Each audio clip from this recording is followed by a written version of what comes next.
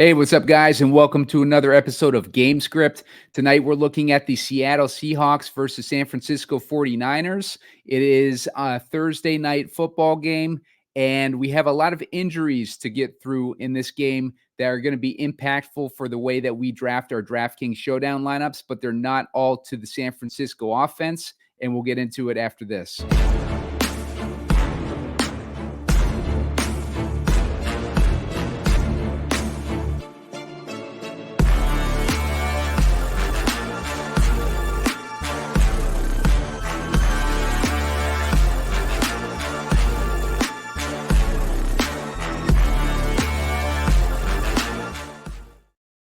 Hey, what's up, guys? Simon Edwards at Pumacom here with Heat Seeker Sports, and you're watching Gamescript. Tonight, we're looking at the Seattle Seahawks versus San Francisco 49ers. I'm looking at a 48.5-point total with Seattle as 3.5-point dogs in this one. And I believe they're playing in Seattle, right, Spread? Yes, the game will be held in Seattle tonight. So it's a game in Seattle. So we're looking at some home dogs and, Spread, from my experience on being on these shows with you, you tend to lean home dogs. Are you doing the same in this game tonight? Yes, I do. But I'm telling you what, Simon, I'm not as emphatic as I usually am. 49ers 5-0 against the Seahawks, if you include the playoff game, with Geno Smith as the starting quarterback. So obviously, whoever the defensive coordinator is there seems to have the number of the Seahawks. So let's see if they can continue that success tonight, because as we know, their defensive coordinators have moved on, up and on in the world. Some have become the coaches of the New York Jets. Some have been fired from the New York Jets. Others are finding success with the Texans, probably because they didn't lash themselves to a 40-year-old QB. But that's a conversation for another time, Simon. But that being said, I'm excited to do this here because I want to build scripts for both games, just like we did the last time I was on, because I could definitely see this game going either way. So it's pretty much just, where do we want to start? Do we want a 49ers build, or do we want a Seahawks build to start? Yeah, pretty much. I think it could go either way, personally. I do kind of lean San Francisco 49ers just because of all these injuries that we have on Seattle's defense. I think that San Francisco is going to be able to exploit that. And I do think that San Francisco has a lot of touchdown regression coming their way. They've struggled in the red zone this year, but they have not had issues moving the ball. Make sure to hit that like button. Get me to 30 likes so I can put out a shorter video later on. We'll dive into this matchup, and make sure to hit subscribe. I'm looking for 2,000 subscribers by the end of the NFL season. So I got to average about 100 a week. I'm at a little over 1,000 right now. So if you guys can hit that subscribe button, I'd like to get to 1,100 by, maybe next week. So I appreciate you guys' help with that. And like I said, you're going to want to subscribe so you get the alert for the shorter video that comes out later on, after I've had time to do more research and figure out who my favorite plays on the slate are. Had a good success rate with captain plays, at least on these videos. Had Kareem Hunt most recently, expecting a 6% ownership on him. We ended up with a 10% ownership, but he still crushed, and we ended up benefiting from it. So hopefully you guys did, and we'll dig into this matchup. Spread Astaire joining me as always. Well, as occasionally, As often. Try to get you on at least once a week, right, Spread? Yeah, so I'm happy to do it. So do you want to start with the Niners script? Yeah, let's get your breakdown of the game, and then let's jump into a Niners script. Most of the time, I like to play the unders on these Thursday night games. However, this is one that I would not be surprised to see it go over. You mentioned the injuries in the Seattle Seahawks defense, and the 49ers have moved the ball well, so I'd expect that to continue. Another thing also, the 49ers did come in. They have a ton of offseason drama. Some of it probably avoidable. But that being said, this is a team that's almost at NBA status now, where all that really matters to them is the playoffs. And it feels like they've had that attitude going into the season. Unfortunately for the 49ers, this is not the NBA, and it's come back to haunt them because at a 2-3 start, they're really in trouble. And their idea that they were just going to walk back into the playoffs or a top seed has not come to fruition. So I'd expect to see a focused effort from this team tonight and more time having some of these big guys back in the lineup, right? We see Kittle, Aiyuk, and Deebo in once again, and those guys have been in and out of the lineup to start the season. Last week, they did not look too good. Everything went to Aiyuk last week. So we'll see if they can get Deebo Samuel involved, but this seems like it would be a great opportunity to lean back into him tonight. George Kittle has been pretty consistent with no McCaffrey. It seems like he's getting a lot of that work that might have gone the dump offs to the running back. He's running some of those shorter screens, and that's giving him an opportunity. So Kittle's a player that I like a lot tonight on the 49ers side. And we can't forget my little darling here, Jawan Jennings, who did so well when everybody was out, but it's come back to earth production-wise with the bigger targets back in the lineup. You know what's interesting with Jennings too is that with McCaffrey out, he's still getting about 5 targets a week, so he's still doing pretty decent as far as his targets. You see 4 targets, 6 targets, 12 targets, 4 targets, 5 targets. Like Spread said though, when a guy's missing, look at how those targets jump up to about 12. He's getting expensive though. He's that's 6K in the captain. Oh, 6K in captain. Yeah. 4K is not too bad for Jennings. He could be a guy that we he's not, it's about, I think that price is about right. Yeah. For I think you're right. The target. And I don't think, I mean, unless one of these guys were to get knocked out mid-game, I don't see why we would return to one of those 12 target games. I think you're paying 4K for between 4 to 7 targets. Yeah. And we do have some injuries on the Seattle defense that should be significant for how we're selecting our 49ers tonight. Reek Woolen is out for Seattle. Also, Byron Murphy is out. Edge Buchanan Nwosu is out, and we got a couple guys that were on the fence throughout the week. I believe they got a full practice with Julian Love. So, I mean, these injuries to Seattle's defense have been killing them these past couple weeks. They got crushed by the Giants last week. Darius Slayton, I believe, was the guy that was manhandling them on the secondary. We got a couple pass catchers on this San Francisco team that could definitely replicate that this week, and especially with a more focused team like Spread was saying, and that regression that we have coming to San Francisco in the touchdown department and the red zone performance. Brock Purdy has been playing as efficient as he always has when it comes between the end zones. But like when he gets into that red zone, it seems like they're having some struggles without McCaffrey on the team. Spread, if we're going with a San Francisco build here, who do you like best as the captain? Purdy. Yeah. All right, let's go with the Purdy captain. Okay, so we're looking at Purdy.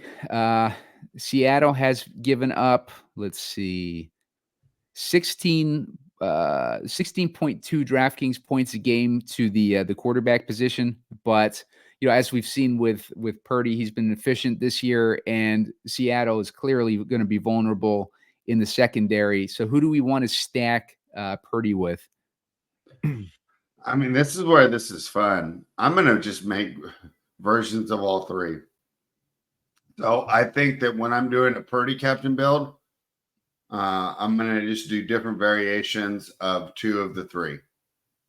So for this one, let's start with Deebo and Kittle. All right, Deebo. And then I'll do a Kittle Aiyuk and a Deebo Aiyuk as well. Yeah, I think different versions of this. Deebo and Kittle are my favorite guys to target tonight as far as the pass catchers on San Francisco's side. If we look at Deebo's last couple weeks, 3 targets last week, 5 targets the week before. It could be time for it to swing back towards him. And he's had a lot of success against Seattle, and just Seattle being weak in the middle of the field too. I think that's going to help. That's going to help out with like with Deebo shares tonight. Just a solid matchup overall. He does really well against Seattle in the past, like I mentioned, and Kittle does well against Seattle too. But Kittle, like Spread was mentioning earlier, he's been pretty consistent this year. Without McCaffrey, that's leaving a lot of opportunity for a guy like Kittle to rack up these targets. 12 targets last week, 4 the week prior to that, and then he had 8 versus Minnesota and 5 versus the Jets. So we've been getting a pretty consistent DraftKings output from him too, with 20, 14, and 20 DraftKings points. So I like both those picks there. If we swing over to the Seattle side, Spread, who are we looking at Seattle, in your opinion? JSN and Tyler Lockett are my top 2 targets here. Yeah, I'm a big fan of JSN too. We've seen San Francisco giving up 14.4 DraftKings points a game to the slot position. We haven't really seen Smith Njigba break out this season, but he had that 126 DraftKings point game in week 2 against New England. I do think that Smith Njigba is due for a big game, and I thought it was coming last week not last week, but the week before that when we did our show spread against Detroit.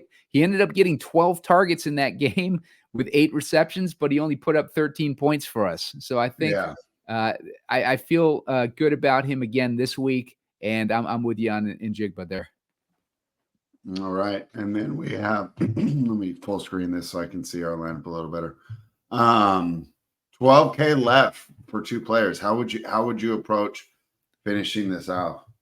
I think, I want to get a running back in this game, just because I think that, we're going to see one of these running backs hit. But the guy that I would lean towards if we're going with a Purdy build would be Kenneth Walker.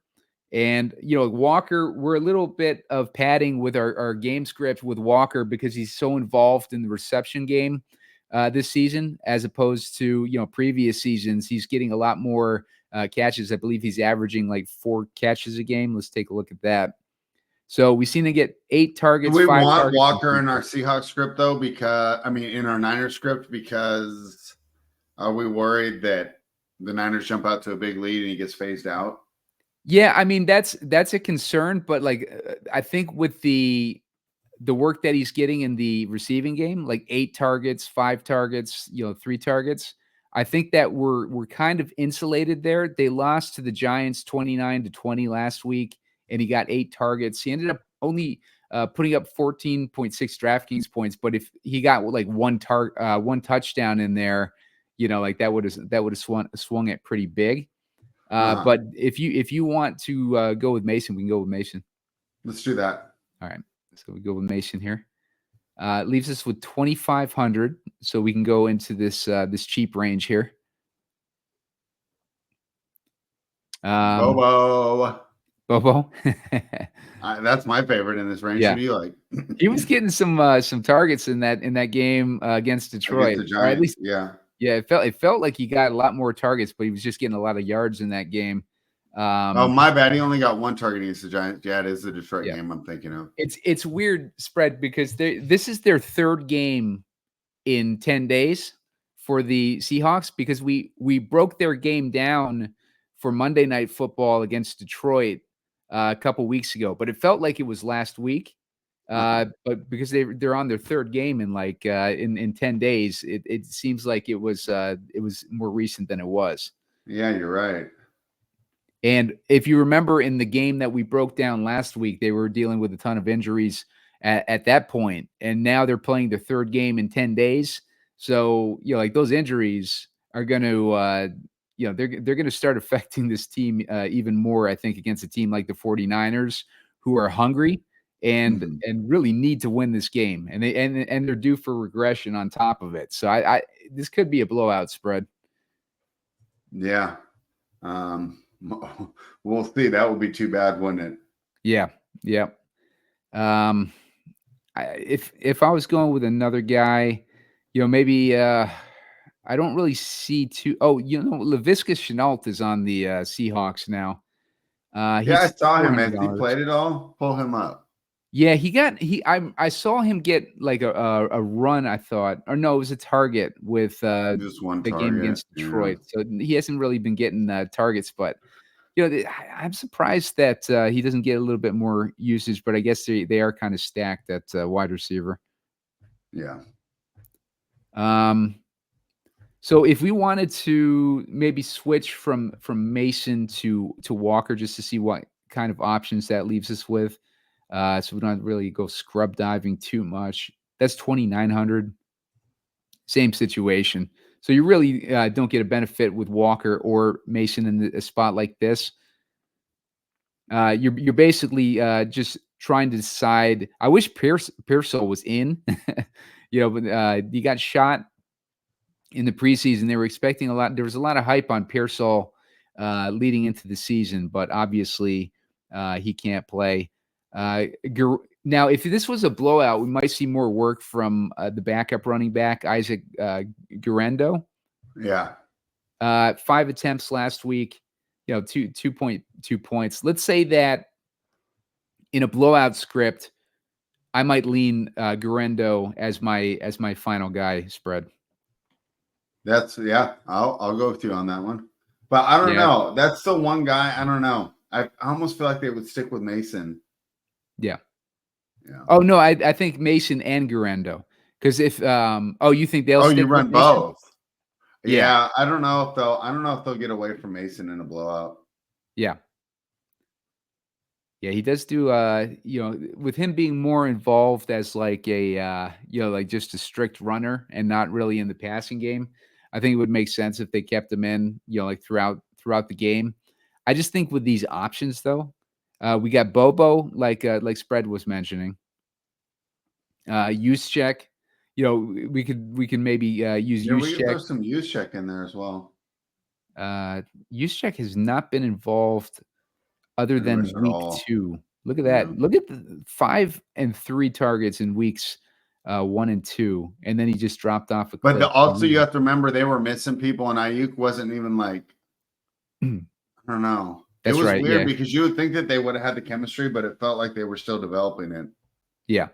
And Aiyuk had he held out throughout the preseason, and I talked about this a little bit Spread in the preseason when we were kind of analyzing that situation with Aiyuk holding out. Is that I would not be surprised if like Shanahan was a little bit vindictive against him, because I've seen him like that with some of these players in the past, where he holds them back after they hold out for a contract or something like that. But yeah, we did see Aiyuk get a decent workload last week though. With how many targets did he get? He got 12 targets last week. He got 10 targets in week 3. So yeah, they not really punishing him this year, but yeah, other than that, I really don't see anyone else, any other options for us in this scrub dive range. Let's try another lineup spread. I want to do one with. Let's do one with. Let's switch out to Kittle and the captain. Let's do it. I kind of like Kittle and I kind of like Deebo both as captain options tonight. If we go Kittle, and then let's go with Purdy in the flex. Let's put him in the flex instead. Who else did we have in there? We had Deebo. So this is going to leave us with 3,500 just by switching George Kittle in there. That gives us an option like Charbonnet, who he's also been used in the passing game, like 5 targets last week, 5 targets the week before that. If we're expecting a blowout game, I think that Charbonnet you would get more usage. What would you think there, Spread? Yeah, I agree. Yeah. So leaves us with a good option there. And then we got like Fant on top of that. I don't really like targeting tight ends against San Francisco in general. Kind of a rule of thumb. But what do you think? What do you think of Fant tonight? I like Charbonnet a lot more. Yeah, same here. In this build, obviously, if you didn't, I wouldn't scrap your lineup to put Charbonnet over Fant if you landed on 3K. I'm fine with Fant being in there, but I don't know. Yeah. Man, I have such high hopes for him. He just disappoints year after year. He should be so much better than he is. Yeah, for real. So let's if we swap out Kittle and Deebo there, see where we land with Deebo and where's Kittle? Get Kittle in there. Leaves us with 2,800. Very same spot that we were in before. So now let's try something a little bit different. Spread. Let's say that San Francisco continues their struggles, right? And Seattle comes out firing because they are, playing this game knowing that they have all these injuries. Last week, I was thinking that they might dink and dunk it against Detroit, and they wouldn't run against Detroit due to that stout run defense. They ended up doing the opposite and just coming out slinging it and forcing forcing a higher paced game. And then we saw Kenneth Walker, or actually, no, I'm sorry. They came out like significantly running it. Kenneth Walker got 3 touchdowns in that game. That was his 33 point game against Detroit. Let's say that they have success with the running game. I like a Kenneth Walker captain. You got to think after failing to get him involved last week and taking the loss, that they're going to try and get back to that. So let's build a Walker captain, and then let's see. We'll have the Seahawks doing well here, so we'll throw Geno in, maybe some JSN, a little Kittle. Now we got 11-7 for our last 2. Geno's been on fire this year too, man. He's been a good value if you picked him up in best ball. Let's throw Kittle in there. Which I did. I actually have a lot of Geno. Nice. I think he's my number 1 quarterback on Underdog. That was a good pickup for sure. I was thinking that he might get replaced with Sam Howell at some point, but he's coming out slinging. So well, he might. I mean, yeah. The Sam Howell replacement is when they miss the playoffs, though. Yeah. I mean, you got to figure as long as he's healthy, he's going to play most of the year until they're out of contention. But I don't know. I like him more. I think he gets less credit. I mean, really, on tape, what's the difference between him and Aaron Rodgers? Yeah, at this point. And he's even more mobile. To me, he's around, right around that average, I think that mobility is what's, jacking up his, his scores too. Because look at some of these rushing yards. Yeah, I've watched their last 2 or 3 games. I do like the Seahawks. And he's been tucking and picking up big gains there because he doesn't do it very often. So it's not like something they're keen on like Lamar or Jaden where he has a spy. So when he only does it 3 or 4 times, he often has big times for big games. Not to mention you have to respect all those guys. So you send DK down and 2 are going to go with him. Right. And that's what I like about Seattle this season is when you have an obvious matchup to exploit, you don't have to worry about the defense being as overprotective about it because they can beat you in another area. So they're not going to get overprotective against the run because if they do that, then Metcalf can kill them. So that's where I think we have a little bit of protection with Kenneth Walker tonight on top of his passing game work. But I do like him as a captain option there. This 5,800. Now we're looking at a kicking situation with Moody is out. He got hurt on a play last week, so they're dealing with backup kicker with Matthew Wright. What do you know about Matthew Wright? Spread. I feel like I've seen him before. Not much, but when I saw when I was doing my research before the show, I saw that the Sims were throwing him in there a lot. Okay. He's at 4,600. Let's go with the Sims on this one. Let's put him in there. Okay. Leaves us with 7,100. it doesn't get us past that that section of quarterbacks. So we're kind of like left with like Lockett, who'd give us a second receiver, which we don't hate. Like spread, I know you mentioned that you like Lockett. Yeah, I like Lockett a lot. Actually, Okay. you know what? I've been spamming entries while we've been doing this, and I am not putting Lockett in here at all. Let's put Lockett in there. If we take Wright out, it's same situation. So we're basically left with Myers or Wright as the top options in a build like this. So I mean, we got definitely options with that way. Let's try a different one with a cheap. I think if we go cheap at captain this week, let's say Njigba gives us the game that we were hoping for last week. Let's say he gets another 12 targets. Okay. We were right about that pick. He got 12 targets against Detroit. It just didn't pan out with like touchdowns or long, breaking off long passes. He got the targets. It's the second highest target total on the season for him. It just didn't. We just didn't get that break. But let's say we get that break tonight. We got him at 10.5 in the captain. It's going to leave us with 8,700 per remaining guy. Let's get Walker back in there. Okay. That leaves us with 77. God damn, like that puts us in that same spot. Like we're just like 700 short. Like if we wow, yeah, that is rough. Let's get Lockett out. Let's put in Aiyuk. That sets us up better because then we can put Wright or Jennings in there. I like that a lot. I like that that direction. Yeah, let's put Jennings in this one. Jennings, yeah, Jennings works there. Dude, there's so many options on this game. Yeah. Sometimes when we do these, I just do like 3 or 4, and I'm like happy. I feel like I can like 20 enter this one with ease. Yeah.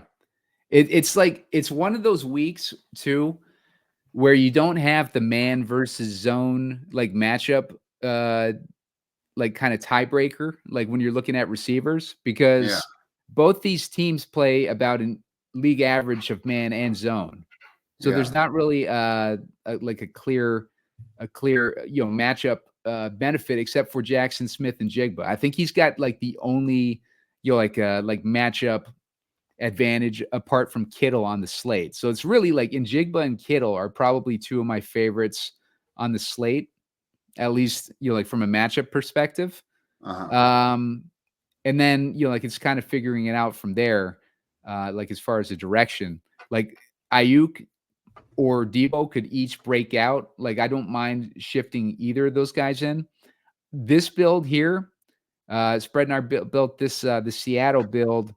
This I really like because it leaves us, like I said, like this spot where we got like Wright, we got Jennings, who Spread liked. We got Charbonnet if we want to go there and leave some salary on the table.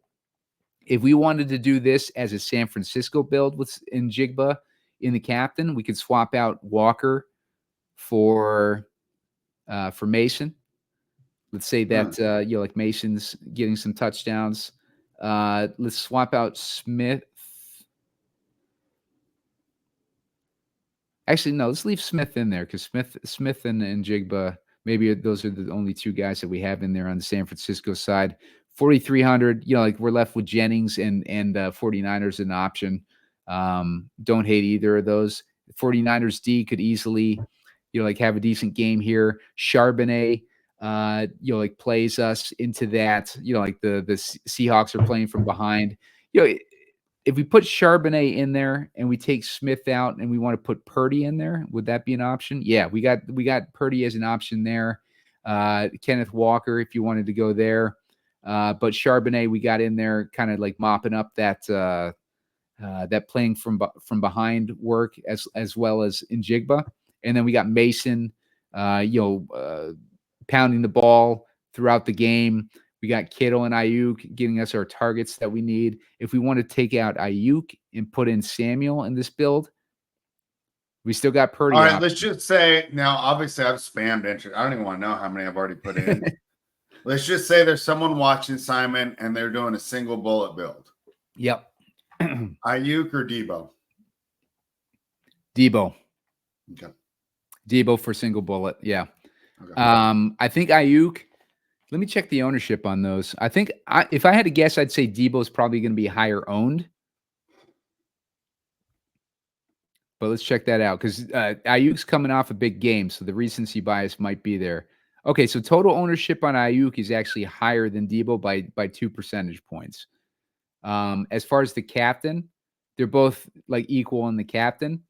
But if you're doing a single bullet and you want to take a risk to get yourself, if it's going to be a large field tournament, then I would go with Njigba as my captain because that's like less than 5% ownership, and that's really what you need when you're playing with like limited lineups. And that's why like when Spread and I do these shows, I like to look for those guys that are sub 6% owned, who have or projected ownership that have a huge opportunity to be the lead scorer on the game. I think that type of matchup that Njigba has sets him up for a situation like that. It's kind of like Hunt. If you watch the show on Monday, I had Hunt in the captain. At the time I put him in, he was projected at 6% ownership. By the time we got to lock, he was at 10% ownership. So people had must have been talking him up throughout the day because he ended up being like 10% owned, which would have not would have killed it for me, but would have put me off him like a lot more than I was on him. But I did like Hunt a lot in that matchup against the Saints, and I like Njigba in this matchup against San Francisco. I think Njigba's due. I think San Francisco could blow out Seattle tonight. I do think that they have a lot of red zone regression coming towards them. I think there's too many injuries on Seattle's defense for them to overcome. I think the way that Seattle tries to overcome that is going to be they're going to get either aggressive or they're going to try to run the shit out of Walker. But what are your what kind of final thoughts do you have there on the way that this game might play out, Spread? Yeah, final thoughts. I do like Walker a lot. Watching that game because I'm a Raiders fan, so I didn't want to watch that game anymore. So I had a lot of eyes on the Seattle and the Giants game, and that was the thing that really stood out to me that this team was missing. It felt like they went away from their rushing attack, and to me, as great as DK is, and we like JSN, Kenneth Walker is still their best player on offense. And to only get him 9 touches was criminal. And what did I tout all offseason during the best ball? That I really think that Ryan Grubb is going to end up being one of the best offensive coordinators in the league. So I do believe that he's going to look at that tape and say, you know what? This is great. I can write up great plays for all these wide receivers. But really, we need to get back to what we're doing, and that's get the ball to our best player. I think that there will be a more concerted effort to get Kenneth Walker involved. And if the Seahawks can build a lead, that's where Walker could just crush the slate with the idea that the Niners defense gets tired in the second half. And we've seen this so many times. You feature a running back in your builds, whether you put them in your captain slot or you do what we're doing tonight, where I just have them in a majority of these builds that I have. And you're a little frustrated in the first half as, right. Hey, the running back's not really getting going. A lot of 2 and 3 yard gains, right? When these teams get tired, and we saw this last week on a different showdown slate, Simon, the Steelers and the Cowboys. How much better did Rico Dowdle look in the second half when that Steelers defense was feeling some fatigue and carrying some fatigue? So that's my main reason I like Kenneth Walker tonight. But overall, guys, if there is a night that you don't want a single bullet and you want to really load up these variations, I think this is it. There's so many great options, and the way that like Aiyuk, Kittle, Metcalf, JSN, they're all kind of in the same price range. Mess around with it and get some different options. Choose a captain, make a stand, whether it's be Walker, Mason, Purdy, whoever you like, and then mix in these options here. I think this is a fun night to really load it up. And if you don't have a lot, jump down to this $3 contest. You don't have to do the $15 contest. Jump down to the $3 contest and have some fun making different builds, because some nights I don't like it. There's certain teams like the New York Giants, we just talked about them. If Neighbors is in there, most of the targets are going to him, right? This is two teams that really have three options when they drop back to pass on both sides of the ball. So have some fun with it tonight. And I think this is a great night to really make a bunch of different lineups.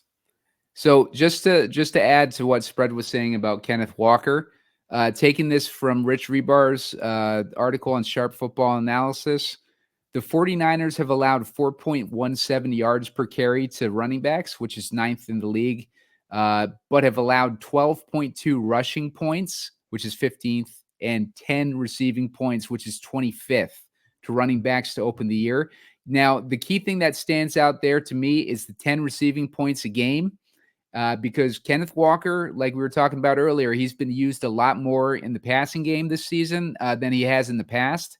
And San Francisco is vulnerable against the pass. And if we think that Seattle is going to be playing from behind, I expect Kenneth Walker to be used significantly in this passing game tonight. And when you talk about Ryan Grubb and why we think he was an upgrade over Shane Waldron, who, to be fair, is doing better as the season progresses over in Chicago. But I think he understood that last year they were a little too obvious on their passing downs by putting Walker in there to run and Charbonnet in there on the passing downs. I think he realizes, hey, even if this isn't the biggest EPA or plus EV move, we need to get Walker involved in the passing game so we're not telegraphing whether or not it's a run or a pass play.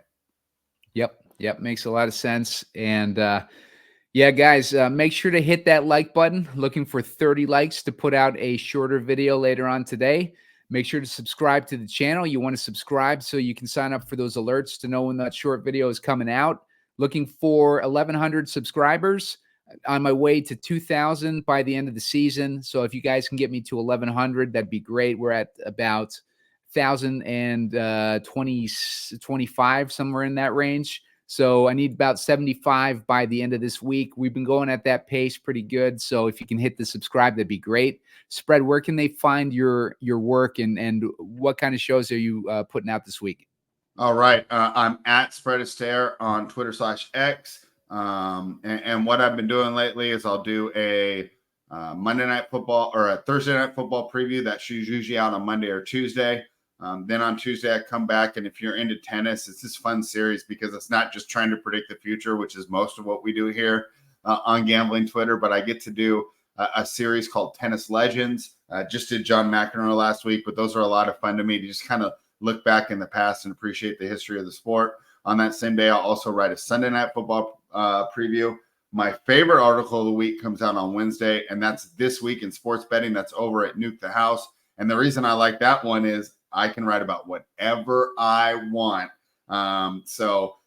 Sometimes with these games, it's a tough one to decide on where I'm going to go. You'll always get my favorite takes. And this week I kind of did a takedown of the New York Jets and why they'll always be a bad organization because and I'd love to know your thoughts on this, Simon. We'll give him a little bonus coverage. Hey, if you're going to get rid of Saleh, that's fine. And I don't even necessarily think that he's that great a head coach. But why would you not do it in the offseason? It just screams bad ownership to me. Yeah, and we saw that article come out last season, towards the end of the season, just mocking the Saleh, Saleh's, just coaching and his management and stuff like that behind the scenes.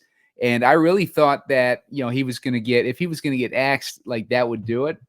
But coming into this season, I liked him as a coach, I liked him, as a defensive minded coach, he just kind of ran into some a bad situation. Like the team wanted to draft. I don't know if it was his decision or probably the organization's decision to draft Zach Wilson, but like you put behind an 8 ball for the first 3 years of your coaching, like with his horrible like draft pick, and it just kills your organization.